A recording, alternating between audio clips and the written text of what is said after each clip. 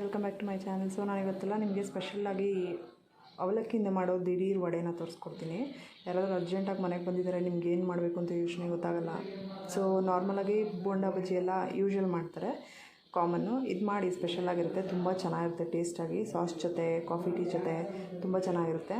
So ಇದನ್ನು ಏನೇನು ಹಾಕಿದ್ದೀನಿ ನಾನು ಇದಕ್ಕೆ ಅಂದರೆ ಅವಲಕ್ಕಿ, ನೆನೆಸಿಟ್ಟಿರೋ ಅವಲಕ್ಕಿ, ಅದಾದಮೇಲೆ ಹಸಿಮೆಣ್ಸಿನ್ಕಾಯಿ, ಕೊತ್ತಂಬರಿ ಸೊಪ್ಪು, ಕರಿಬೇವಿನ ಸೊಪ್ಪು, ಜೀರಿಗೆ, ಸಾಲ್ಟು, 1 ಟೇಬಲ್ ಸ್ಪೂನ್ ರವೆ, 1 ಟೇಬಲ್ ಸ್ಪೂನ್ ಅಕ್ಕಿ ಹಿಟ್ಟು.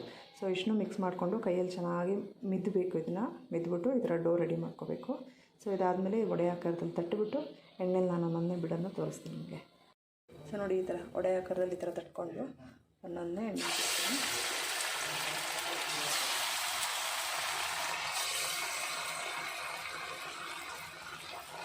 ಇದಾಗ್ತಾಯಿದೆ. ಸೊ ಇನ್ನೊಂದು ಸ್ವಲ್ಪ ಫ್ರೈ ಆದರೆ ಸಾಕಿದು. ಸೊ ಅದಕ್ಕೆ ಬೇಕಾದ್ರೆ ನೀವು ಸಬ್ಸಿಡಿ ಸೊಪ್ಪನ್ನು ಆ್ಯಡ್ ಮಾಡ್ಕೋಬೋದು, ಚೆನ್ನಾಗಿರುತ್ತೆ ಸ್ಮೆಲ್ಲು.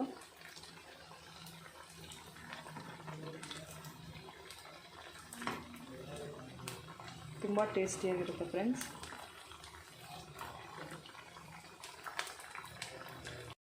ಸೊ ನೋಡಿ, ಗರಂ ಅನ್ನೋ ಅವಲಕ್ಕಿ ವಡೆ ರೆಡಿ ಟು ಈಟ್.